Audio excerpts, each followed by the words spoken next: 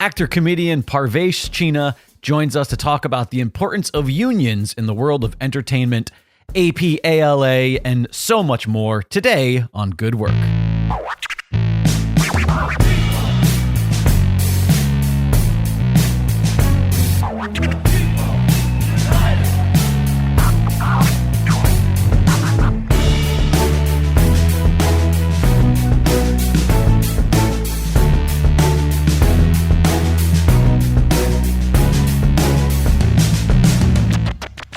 Hello, workers of the world. Welcome to Good Work, a roundtable discussion about the world of working. Working is a major part of our lives, so we should talk about it. I am Jake Lloyd Bacon, here on behalf of my co-hosts James Mastriani and Matt Newell, who are not in studio right now, but were in studio when the three of us sat down with actor, comedian, and union activist Parvesh Cheena. Parvesh is an incredibly talented actor who you've seen in tons of things. You might know him from Outsourced, Crazy Ex-Girlfriend, or Peacock's brand new series, The Resort. The guy's working, and rightfully so, because he's insanely talented, but he's also incredibly smart, incredibly passionate, and it was an absolute blast to chat with him. I think without further ado, let's dive into our conversation with Parvesh Cheena.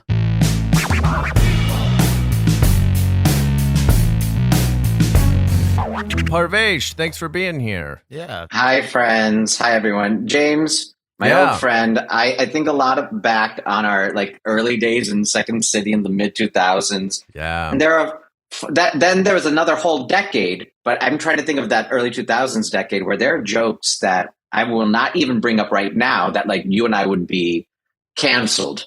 When you know better, you do better, you know? Sure. But back then, we're talking you white kid, Pittsburgh, you gay Indian American from Chicago. Was that the name of the improv troupe? Yeah. Can you imagine? Hi, we're a white kid from Pittsburgh. No, we had James and I. We had the best time. Our comedy it was just so disparate, so the opposite, and it just fucking worked. I don't remember how many times because this is early days of my cannabis use, and I'd be and James had a volcano and he lived with his parents. So I'd be James, Mr. and Mrs. Mastriani, I'm sleeping over if I'm going to have one hit of this marijuana. I would. Do you remember that? True. I would crash over at the Mastriani's house. I totally remember. Absolutely. Yeah, that was the good old days. Yeah. Yeah. Well, it's so good to see you again. And I know it's been a minute. And I've been following you on social media, and I've really been loving a lot of the content that you've been putting out, very passionately pro-worker, very passionately, pro-union type of messages. And so one thing I wanted to start off today is just asking you, what unions are you currently involved with? Are you currently an elected official? Have you been? Yeah, James, you know this. Most of us artists, actors, we don't go into life. This is late 90s for me, right? Into early 2000s is college. So we had I was fortunate in Chicago that my University of Roosevelt would have people from the business come in. So we had actors, but we also had the casting directors from the local casting directors for ER. And then not to mention every union, equity, actors equity for stage. Back then, prior to I would call it the recorded media unions, AFTRA and SAG, they merged in 2010, but back in there was decades upon decades where the American Federation of Television and Radio Artists and the Screen Actors Guild were two separate unions. Yeah. But we're talking still 20 years ago where people were the difference between video and digital and film, so none of us thought we would join a union. Obviously some people, if you were really hardcore in it, you knew about the union stuff. So I remember when I had to join AFTRA first before SAG, 'cause I think I had a Walgreens industrial, what to do if you're a customer at the pharmacy, right? Right. Yeah. But I had to join AFTRA before I'd done my first commercial, because commercials were SAG and everything. So I remember even telling my parents, I'm going to join a union. And they were oh no. I think they're scared about Hoffa, or just worries about because also think of this. Do you think Hoffa was going to cut? They were worried that. That's so funny. But I'm trying to think. Well, we have some. So my parents are small business owners, so they weren't You know, like it was all about keeping the dollar. That's why the children had to work at the parents' businesses, especially immigrant children. But we know white kids galore do this too, because you save more money in the family. Right. So I just remember that initial like scare, but I was kind of like, but this is the union where like, you know, the Friends cast is on and the award show, the SAG Awards. Right. Yeah. So for so many of us in the industry, so for like my first 10 years as a union member, like 2001 to about 2010, I did nothing. I'm like, okay, pay these dues. Why do we have to pay these dues? Meh, meh, meh. Oh, the union doesn't guarantee me work. Fine. You know, these are the basic things that a lot of actors just don't know, don't care.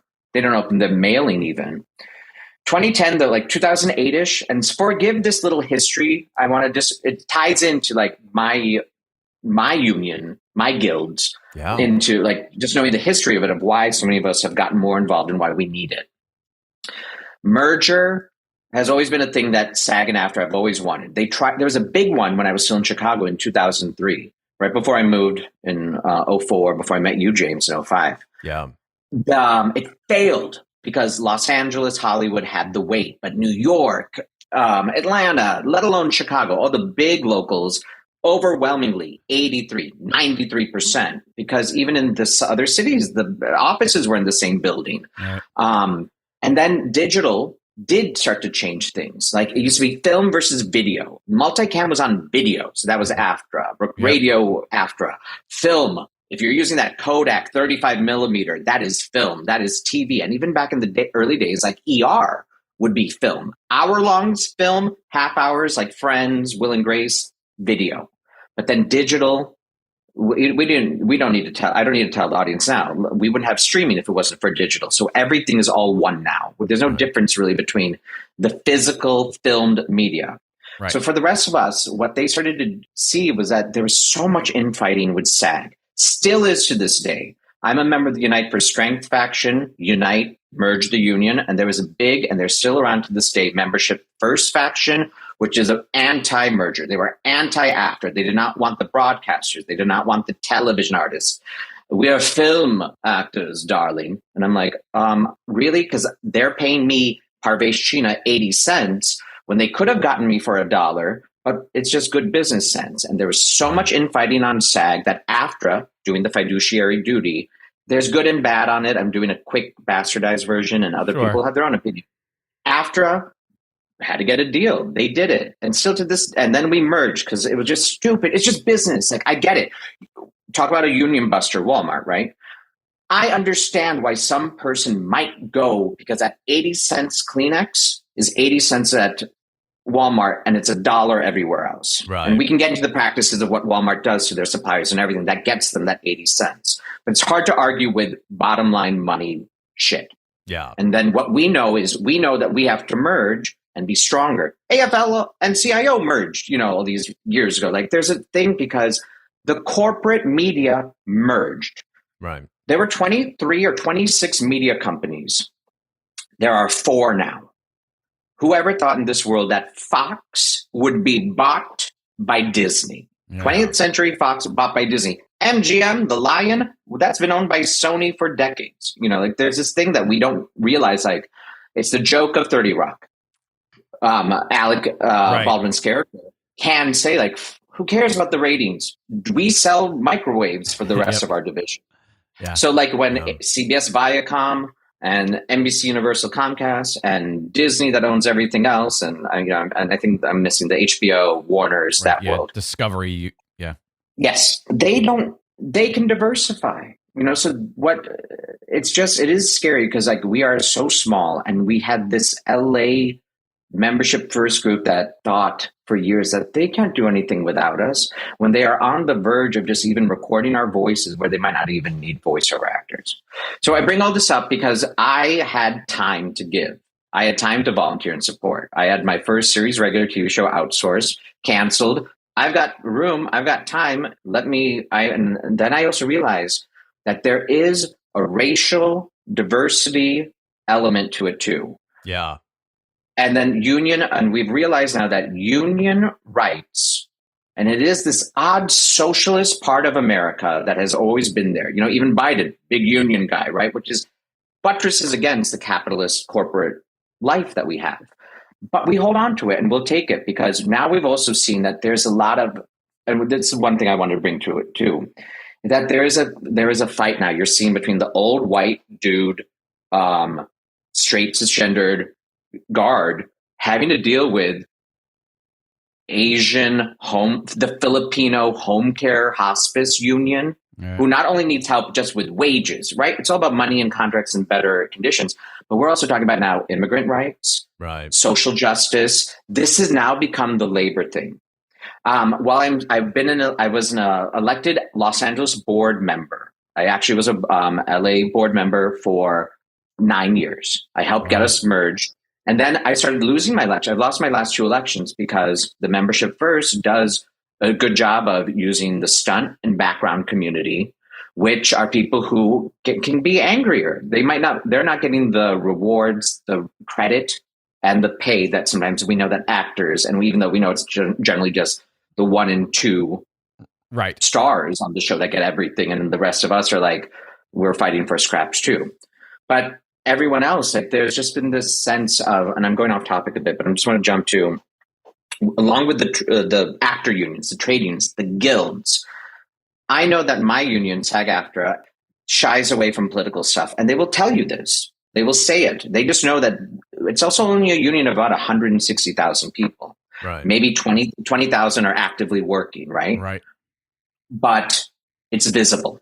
It's a visible union, so that's why they know us, need us. I was asked to be the host, the Asian Pacific American Labor Alliance, APALA, their national convention in 2019.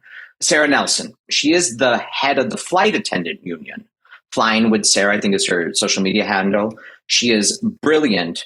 She was a keynote. She made me cry. And then when the groups were coming up, like I mentioned, the Filipino home care workers, or the the teachers union, AFT, AFL, everywhere, I started to feel like, oh my God, unionism is political. It's not something to shy away from just because I'm on TV and I might upset some Republicans from watching my show. Right. But yeah, it changed for me. And so that's where, that's where that activism is. I'm grateful to SAG-AFTRA. I'm still especially I call them the identity committees, the Asian ones, the LGBTQ one, Nice. That's where my focus comes in. I'm not really great with contract negotiations. That's my friend Armand Vasquez. I'll talk to him when I need commercial stuff, and everything. But that's actually where I've been putting a little bit more of my focus of my energy into. Tamlin Tomita and I were hosting APALA's 30th gala. I'm actually a national board member too. So we're having our national board meetings. We're in DC. We're having our 30th gala, and it's the day that Roe v. Wade, the Dobbs decision, was overturned. Right. And so we're in DC, AFL-CIOs, and we're in the AFL-CIO headquarters.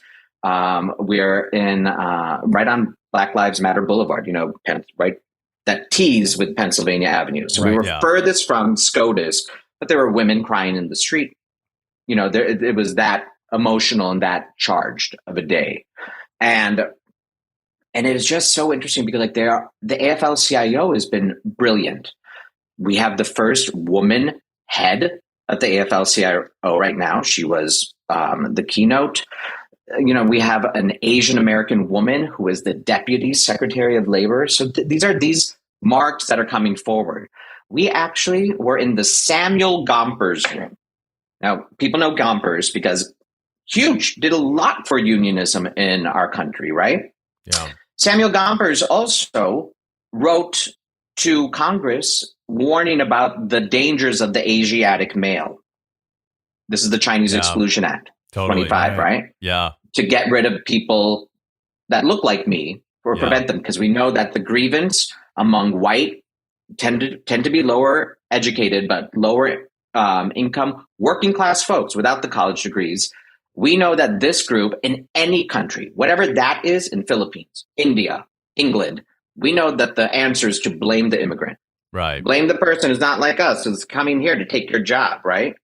But we know that that's a fallacy because we know what union rates are for anyone's industry, right? Plumbing, electrical workers, whatever. So yes, we know that actors is a SAG minimum, but Oscar Isaac's going to get another $100,000 for being producer. Great, that's his right. Fine.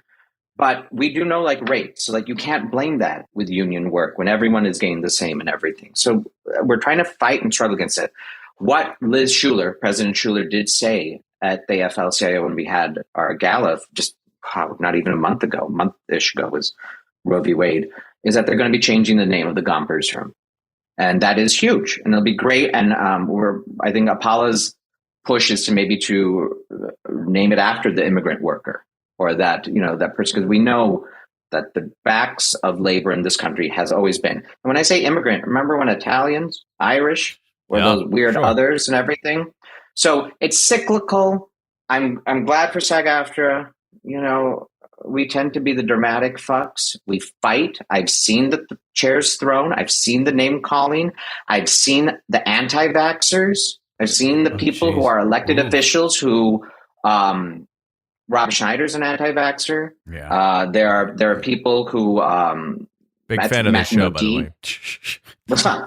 Matthew Modine, like these are people like who we can't. It's still that we're still dealing with this anti-science, anti-idiocy stuff. And so actors are always going to be the dumb ones who fight. I will always say, like, we're not a smart people. We know how to emote and translate emotion. But when it comes to this kind of stuff, there is still like favors and policies. And we notice the loop groups, right? The people that do the audio sound for the background of any TV show. Right. They get paid residuals too. So mind you, if you were on that loop group for this show, let's just say my favorite example I've been using today, Friends, you're getting hundreds of thousands of dollars too. They keep it very insular. And we know what that also means. Those groups tend to be very white. Yeah. Not allowed in. So like, we still see like, oh, why is there so much attention on this? Oh, because the head of the committee is the person who runs them. I mean, it's just, there's politics and everything. But I am finding that we cannot not have politics and everything. This unionism game that we're trying to do, just try to get that baseline bet good for everyone. Trust me, I'm not a social democrat. I am a democratic socialist. I don't want the government to control the means of production of everything. Right. Make the cars, make the shirts, right? But like healthcare, medicine, right? Andrew Yang is going crazy right now with his Forward Party. I'm not going to engage with that. The best thing, Andrew, the very bipartisan new party with one former Democrat and exclusive former Republican, former Democrat. Yeah, exactly. Andrew Yang. Bullshit. Barely. Like, of course, only a straight rich person, no matter what color he has the privilege to be like, well, no, they're not all that bad. They're nice to you because you have money. Yeah. This party has done nothing for queer people, other people who look like me or darker or lighter, anything like. So it's just bullshit. The only thing that he gave us that I did like is the UBI, Universal Basic Income, right? Which we can even change that name. Just like, no, I don't care. Like, let people have their $1,000, $500 a month for basic needs. If they want to use it on legal, all drugs should be legal, or any drugs, they let them have it because there's going to be that percentage of people in our society anyway. But that's the only good thing he gave. That's the few things I want the government to be in charge of: housing, health, and some money. The human rights. Yeah. These basic fucking things that our government doesn't give us. Small little human rights. Yeah. Yes. Yeah. Can I ask you? So that's where I stand, and so I ranted and I wanted to give my history, and I love that's where we're at. I love it. That was super compelling and really interesting. To also hear about some of the challenges and stuff, and you bringing up, kind of like the racism or the xenophobia that exists in unions. We had talked a little bit about union history in our last episode. And there was a lot of the research had, really talked about how, early on, there was a lot of violent antagonism between white union members and Asian railroad workers and former black slaves that were freed, that were trying to get jobs, and really, really ugly stuff. And what I wanted to ask you regarding that, and obviously here we are in 2022, and we like to think of ourselves as maybe a more elevated, more enlightened version of people. Do you feel like unions are also a benefit to the causes, such as certain identities or certain like you were saying, you have a branch of just Asian Pacific people that are all involved in the same union. Do you think that is also potentially a cure for the contradictions that exist in unions regarding things like race and sex and gender and all that sort of stuff? Yeah, because the hope with it is because this is a group that we do know that unionism is about equality at the end of the day. Yeah. And so when we do know that, I think of like our code of conducts, I think of like, even for SAG-AFTRA, it's pretty good to APALA's.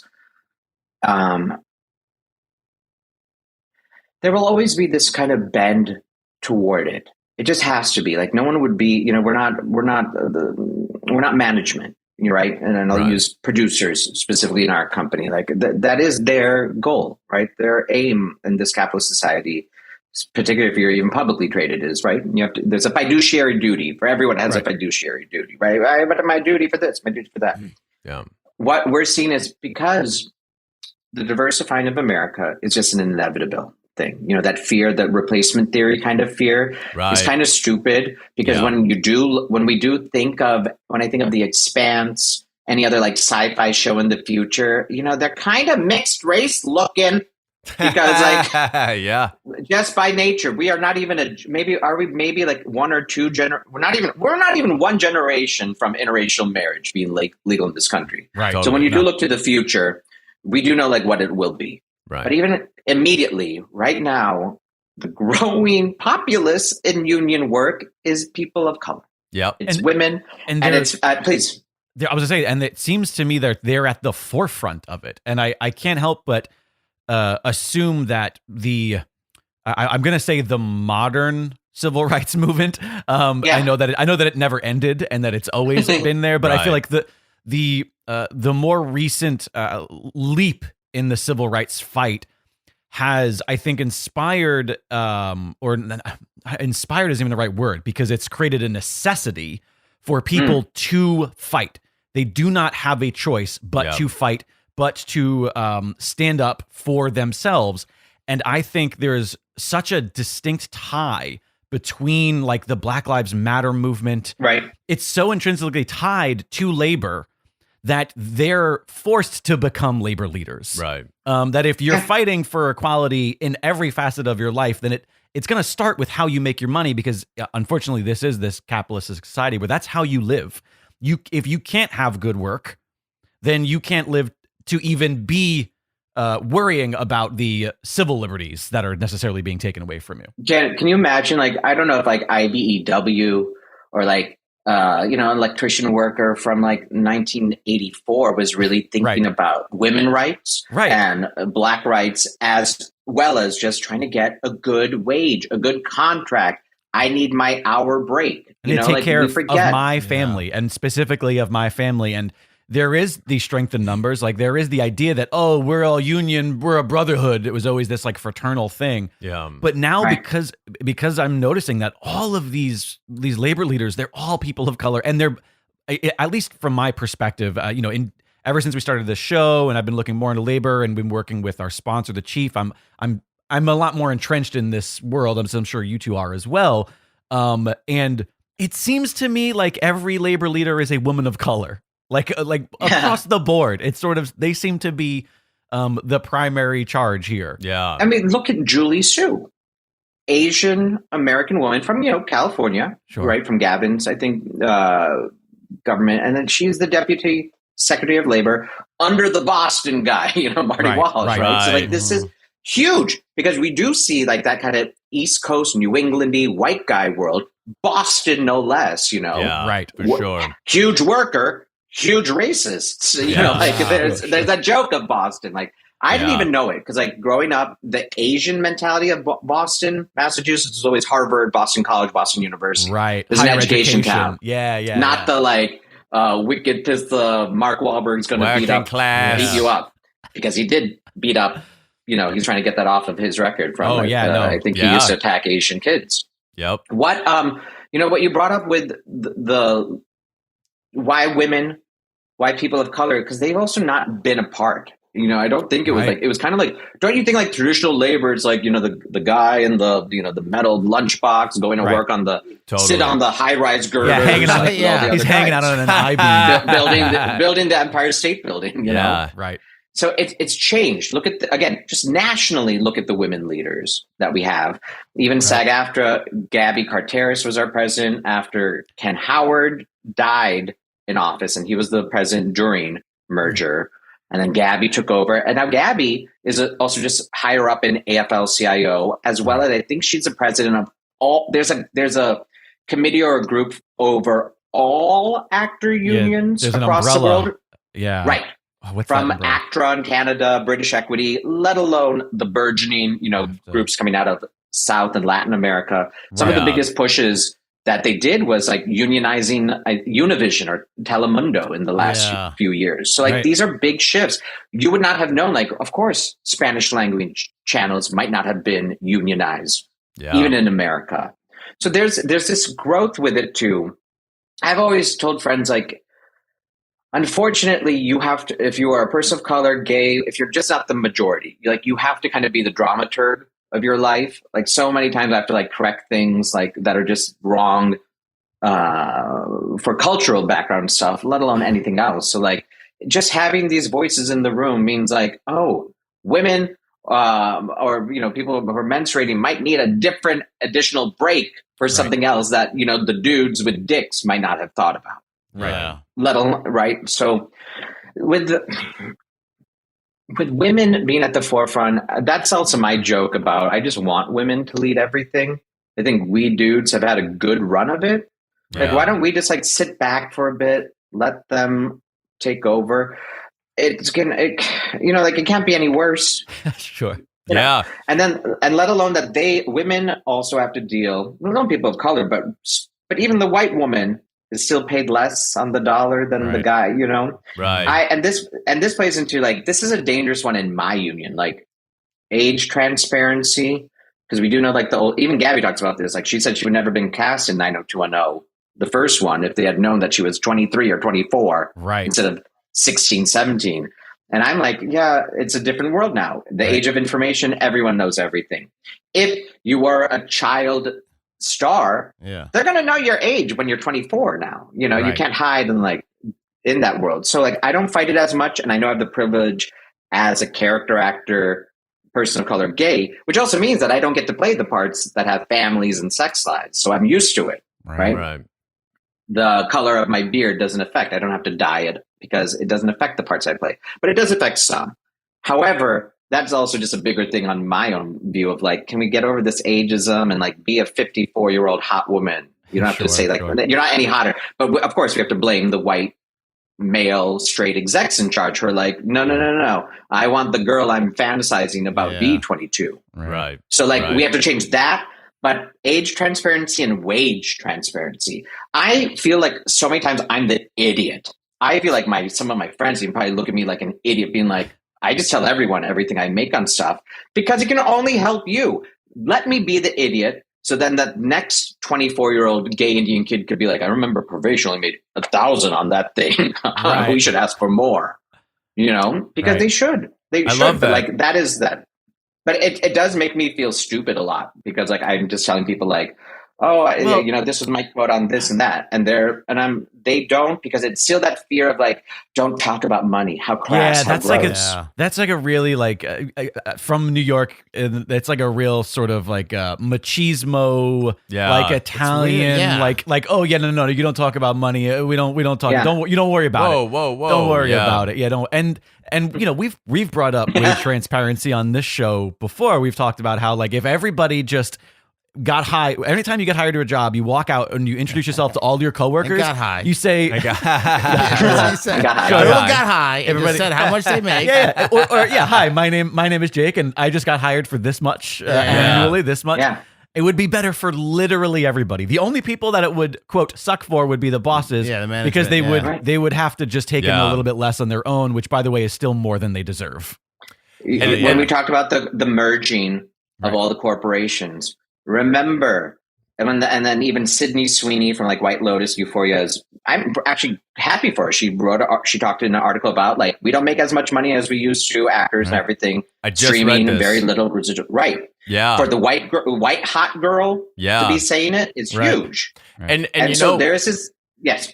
Well, if I could just interject for a second, because this is actually a big question that I wanted to ask you that is exactly involved with this, because I read this Sydney Sweeney article, and the media and a bunch of people went after her and treated her kind of like as she was being entitled or spoiled. And one thing we've talked about on this show regarding class consciousness is that I think it becomes mystified when we start talking about income as opposed to what percentage of surplus profits people are getting in their industry. Right. And I think that there's this idea, and it goes back to what you were saying, Parvesh, about, our vision of the modern laborer or the dignified worker is, a white man in a hard hat, holding a wrench that's like 2 feet long and 40 pounds, right? Mm-hmm. And somebody might hear you on this show or think about Sydney Sweeney and her talking about not making enough money to survive in LA despite being a star. And they might think like, but you're an actor, you are privileged, you get to do this thing that gives you a lot of money. Why do you need a union? And I was wondering if you could maybe tell us a little bit about why a union in acting is important. It's the biggest thing I think about even before wages is conditions. I saw a photo of a friend of mine who works for like a huge Bollywood director, and she sent me a photo of Amitabh Bachchan. Amitabh Bachchan, he was in Great Gatsby with Leo. I mean, like they talk about him in Slumdog Millionaire. He is our Sean Connery, Tom Cruise, all in one. He's the elder statesman now. His son is married to Aishwarya Rai, the most beautiful, like blah, blah, blah. Right. He is famous. He's sitting in a chair, like next to where they're filming. And I'm like, why doesn't he in a dressing room? And she's like, we didn't have a dressing room for him on this. I'm like, you don't have a dressing room for the most famous Bollywood star on the planet? And she's like, yeah, no, because there are no unions. They don't have that, Right. So that's what I think about. Like, I'm like, I need my breaks. I'm getting older. I used to think like when you were 20 something, like, who needs a break? Let's keep going. Let's work. And I'm like, I need my half hour. I need my lunch. I need to eat. Like, there are these kind of things. We've talked about how unions bigger, like, have given like, the 5-day work week, the 8 hours for work, 8 hours for sleep, and 8 hours to do as I damn please, right? Isn't that phrase? Right. You'll see this thing, but it's the 8-hour workday. With actors specifically, it's like there are 25 people. You can name them. Will Smith, Tom Cruise, keep going, whoever the younger ones are now. But those were like my go-to for the last, but like whoever, Jason Momoa, Right. The Rock now. And yes, they're getting more diverse and everything, but there's still just 20 of them. Right. Right. Yeah. And we also know like even we'll get like it's more most favored nations. Everyone's getting the same. But then we know like then someone's a producer, someone's that. And I don't fault them on that either. But we're talking about a baseline, just the same protections. We don't work as much as normal people. We are kind of contract hires. Right. It's a contract hire union. And our union and guild has very little to do with like, we can't just say like, I am qualified, I will do this job. It's arbitrary. It's subjective, and everything. So why these are needed is because they also know. Why are actors called prostitutes and whores? Because we're getting paid like everything to do something for money, but our service and our good is ourselves. It's our emotion. It's how we help tell a writer or producer's story, right? We're just storytellers. So they know that that's the threat they've given to people. Like I have only been a series regular. And for the audience, what that means is like, those are, we're going with friends all day long today. Sure. And I've worked with some of them, but the friends, right? The 6 of them are the series regular. They got the millions after that 7-year contract when they all renegotiated together, like how the Big Bang cast did not. But we all remember that the friends negotiated for that $1 million an episode. Right. Great. That is the one golden jackpot, you hit the $1 billion Mega Millions. Right. Everyone else still needs to make that whatever the SAG-AFTRA minimum, and if you have a little bit of clout and name behind you, and like how the kids now with the influencers and the social media accounts, you might get a little more. Right. But for a Joe Schmo actor who's just a good interpreter of work, doesn't get that shit because he might be the guy who played Gunther, for example. Yeah, that's exactly who I'm thinking about. You know what I mean? Like he definitely made a living, right. But did he make he make what the work he put into it, the percentage of that is back on what the show made collectively. No way. Yeah. And so we know it's though that yeah. they will argue though that but people came to see Jennifer Aniston, right? Of course, and Matthew Perry, right? And that's how they get the money. Right. What we're fighting for is so that Gunther, even though I think he did well and you can negotiate and everything, mind you, but I'm even talking about just like a day player, a co-star. You have 2 lines. You're Gunther's waiter at Central Perk who's going to bring over coffee and say 1 line. It's all about getting them more. Yeah. Because we know that why do networks do pilots? Why are there 20 pilots, 5 get to air, 1 of them will make it to second season? But what if that one is Friends that makes you billions and billions and billions for decades and decades? That's all it's worth. And as we know, as they got rid of DVDs and making those DVDs and VHS and shipping them, because now you don't have to do that in streaming. Nope. Who is getting that money and profit? Producers, the corporations. They're getting it bigger and bigger while we are fighting for more and more of. There are more jobs for less money. That's what Sydney Sweeney was saying too. Like, we've known her. I remember her in White Lotus, other thing, and something else. But she has to work that much to get paid. Maybe what you did, maybe a guest star on Dynasty, 2 episodes on Falcon Crest, and you probably had your year. Right. Here, I do not say no to anything. If it is union job, from an $100 dubbing job to the $10,000 guest star, which happens. It does happen. And I'm grateful for it all in between. But I don't know when those $10,000 checks are coming. That could be the one for the year. But I know that I can always do voiceover dubbing. And, thank you for the SAG and AFTRA health and pension contribution, Netflix, for this deal. There are little things like that. So it's all about the baseline. I'm all fine for make all your money. A lot of us, when we're not on unemployment because we're working, we're okay. And when we need it, we go back to the thing that we paid into. Right. So for me, it's always that better baseline. Why can't it be better for everyone? And when I go macro on this and go fucking insane, and forgive all the language today because I didn't even ask if we can fucking swear, but I'm guessing we can. Fuck the Republicans for how I'll just mark this episode. Please, how does it strike you from your ivory tower in Bel Air to Park Slope if someone now has, it was the equivalent of $10 out of your paycheck to make sure that 100,000 more people could have health insurance? I don't understand it. Right. I don't understand how much money do you need to not have someone. I'm not telling you, and they have to get over but they're going to use it on drugs. You're on coke. Just because you have more money doesn't mean that you can't. Yeah. I really have a problem with you can have a recreation and a respite from this hard planet that we live on, but but you can't. Right. But I made money, so I can have my fentanyl. Yeah, you can't. Sure. You can't have your cannabis or alcohol, whatever. It's just so bullshit. So I just never have understood this. That is the empathy thing. That is the thing. That is the thing when some Republicans be like, you're stupid. You're dumb, telling everyone your money or caring about people. Parvesh, you're not even Muslim. Why do you care about Muslims? I'm like, it doesn't fucking matter. Right. It doesn't matter that they're one degree away from me as a cousin because of a stupid arbitrary British border that divided Pakistan and India that now makes you a Pakistani and me an Indian, even though we're all Punjabi.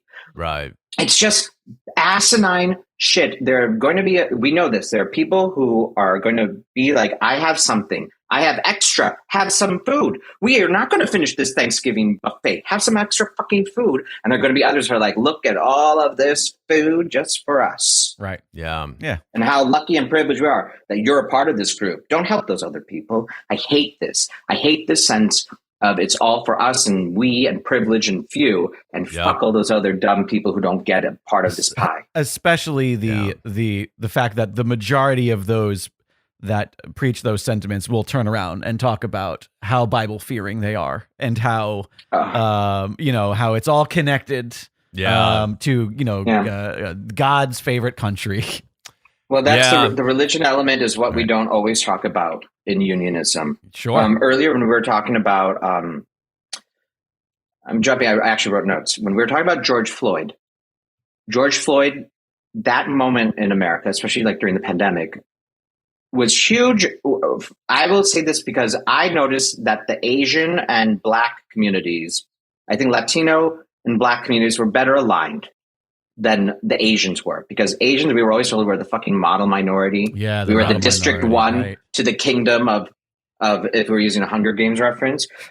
Model minority is just so they kept us all separate. Yeah. They didn't want us to realize that the standing that we Asians have, that my dad had when he got here in 1969 with his engineering degree after the brain drain, when they opened up, when Johnson into Nixon, because Nixon's not a dumb fuck. He knew that he had to enable it to get the STEM, what we call STEM now. But back then we just would say the mathematicians, the medical, my dad, engineer. My best friend Sonal, dad's an engineer. That's the people, that's when they let our parents back into this country. My grandfather, my paternal grandfather, my father and I are not close, divorced, but I do know that I just learned in the last few years that my paternal grandfather had gone to Berkeley. Wow. He was a communist who knew Lenin and Stalin. Hell yeah. And died when I was a year born. And I asked my father, the one time I talked to him last year, he's like, why didn't you tell me about him? He's like, I didn't like my dad. And it makes sense. One father, the grandfather, communist. Right. The one son, engineer, doesn't want anything to do with it. And now back to the actor, artist, activist who's just like, what the fuck? Why didn't none of you tell me that my grandfather had lived in California? Nothing. It was never discussed. It was also cool as hell. And the final thing I will say on it is because my last name, Cheena, it's actually spelled differently in India. My father dropped it because Singh, being a Sikh Punjabi, is kind of just like a John Doe, a Jones, an Anderson, right? Because my father, now I realize my grandfather was a communist. If my father had that name and they looked to it in late 1960s America, no way. During the Cold War, Red Scare, they would have let him in. So I get that. I understand that. And I also wanted one thing with the other thing about the union stuff, especially with the activism that we're seeing, like some religious folks butt against, especially after George Floyd and everything. When you come to with equality, especially Christianity, I've noticed, just because it's the predominant religion here. That's not saying anything against any other. It's just saying that the majority of people in America are Christian, and any version of Christian, Catholic, Baptist, whatever. Sure. There's a disconnect sometimes there between true unionism and equality that I think that some religious texts, or at least the people who interpret them, fight against. And I've seen that like moment happen where people are like, well, wait, why do I not fully agree with this? God. Right. And that gets a little like, we're getting there, but I've seen that. And the final other like struggle I see with some people with union stuff, police unions. Right. Yeah. APALA, I know specifically is about we are the abolition and police reform and justice. And sometimes the other unions, even the black ones, they get a little shy. And there was one time that we were left looking like all alone that we were the ones who were we were just saying like, no, the police union needs to do something better and everything. Right. And none of the other ones kind of helped us on that. But I understand like it's still a process. People have, like we know that people have, are you going to use teacher union stuff for the few bad apples? They want to toss out all public education so Betsy DeVos can have her white Hitler Youth Christian nationalist populists. We know that's the plan. We know that charter and private schools privatize education. Because then, Yep. Because we know that the public schools are starting to looking segregated again. Yeah. White kids and Asian kids still send their kids to private, Catholic, even if you're not, let alone charter. And then the brown and black kids, at least in what I can see in Chicago and LA. Yeah, for sure. I just want to make sure like there's some disconnects, but overall, why I think we're seeing more women, more people of color in unions is because that is the pool. And when they're rising to roles of leadership, it's because sometimes you just have to. I feel like I'm often a reluctant leader. I hate it. I really hate it. I'm a good follower. I'd like to be on the committee and be like, yes, I agree with what Cynthia said, and I can support that. Parvesh, you need to lead it. Oh, everyone's going to yell at me. But sometimes you just have to, because no one else is. So I do see, I feel that weariness from elder women, all colors, I'm talking about white. I'm talking about, Jenny O'Hara, and, in our union, she is, I call her the lioness, and you know her. If you Google her, you'll see her, Ellen, these are women who do the work. Like how some white people do extra. They're they try to be so inclusive they're it's too much. And something oh, I appreciate your try. Compensation, just trying to compensate a little bit more. Social reparations. Right. Yeah.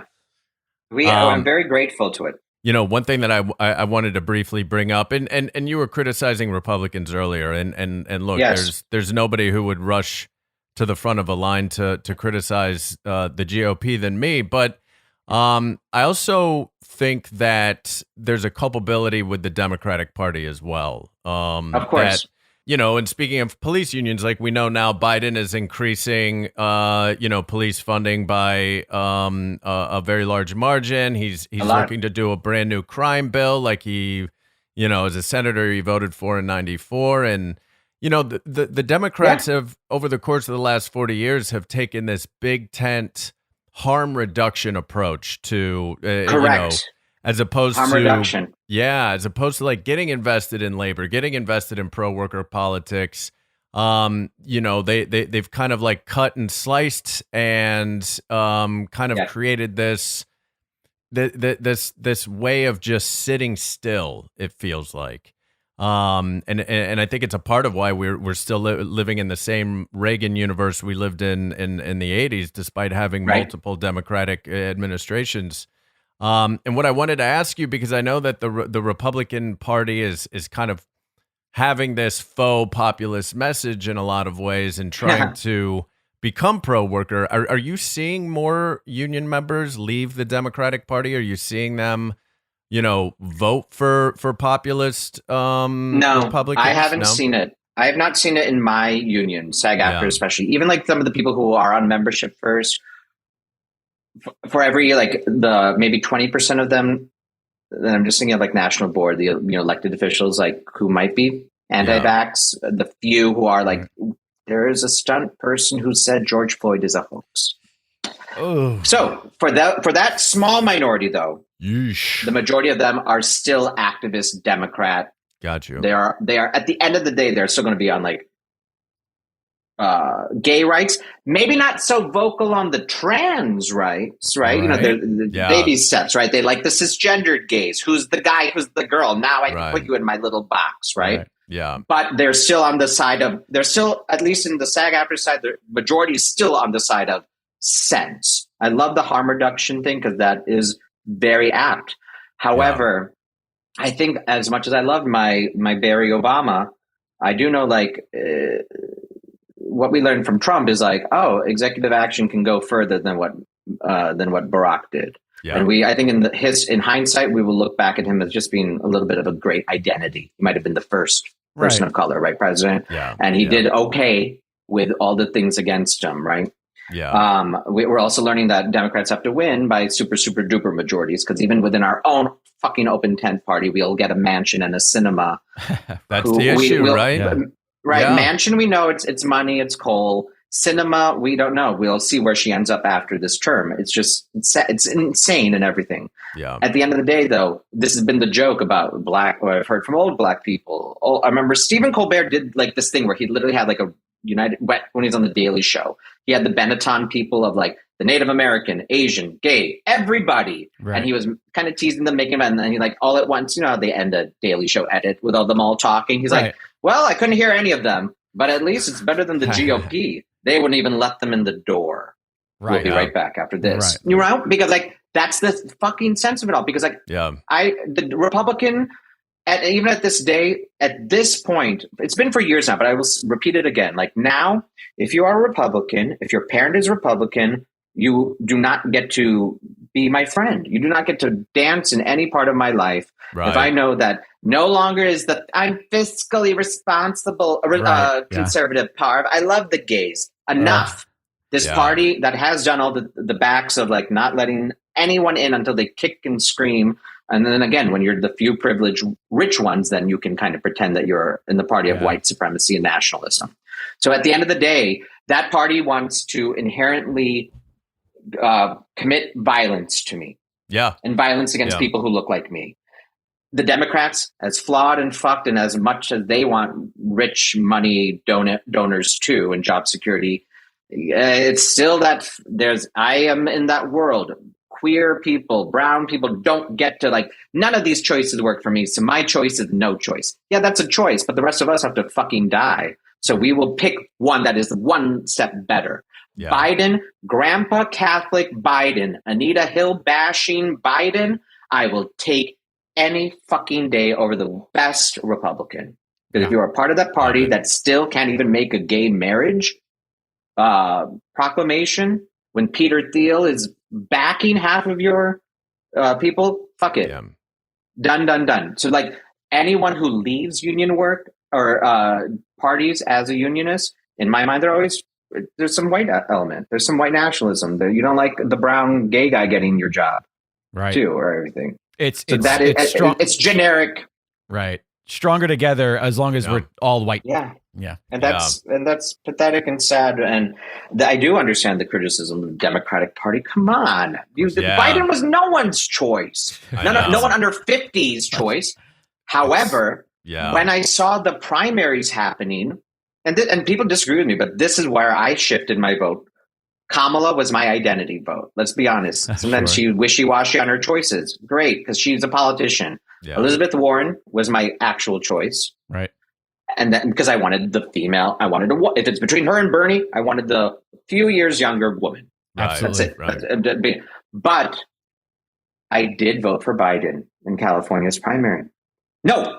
Obviously voted for him in the president, but I almost voted for Biden. Voted for Elizabeth, but almost Biden because of all the black folks in the Southeast who were voting for him. I'm like, shit, your vote only matters in a primary.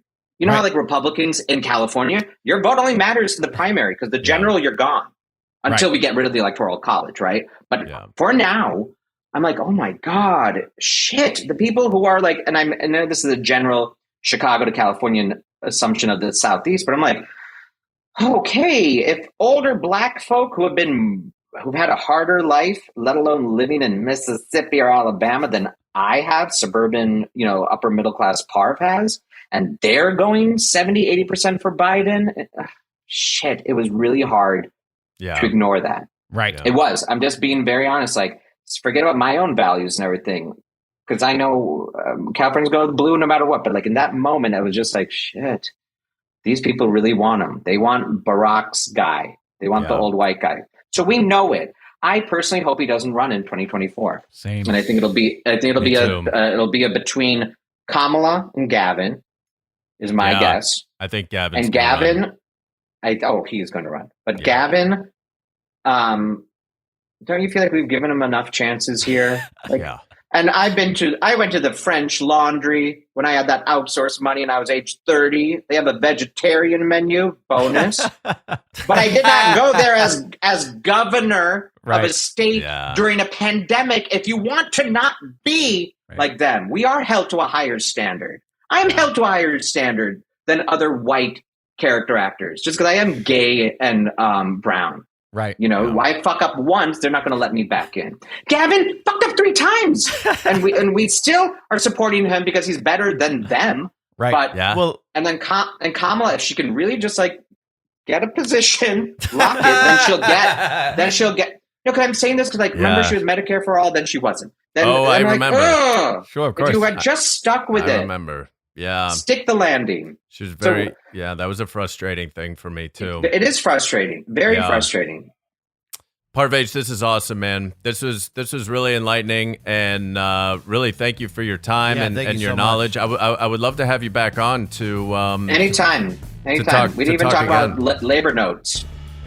Yes, it's so good to see you. Let's get a drink or something soon. It's been too long. Please, we can go to one of the Starbucks that are unionized in Long Beach.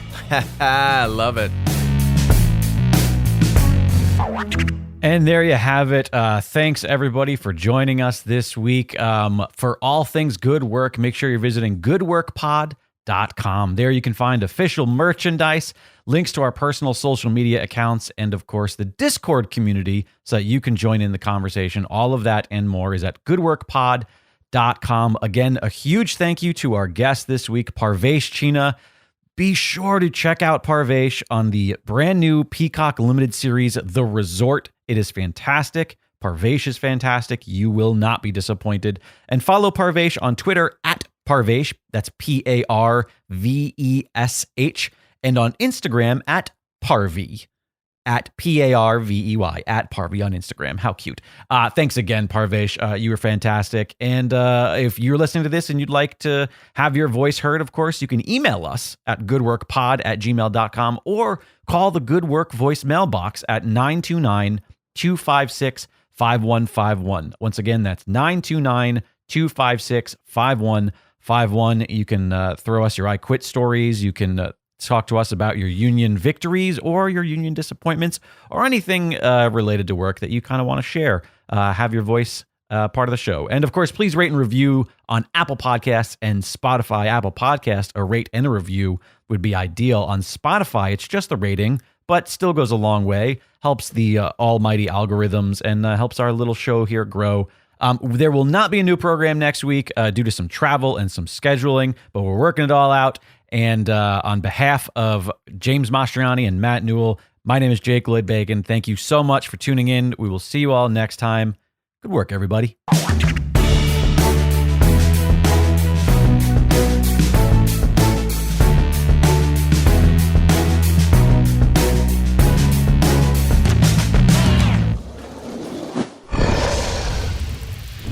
Dragon Wagon.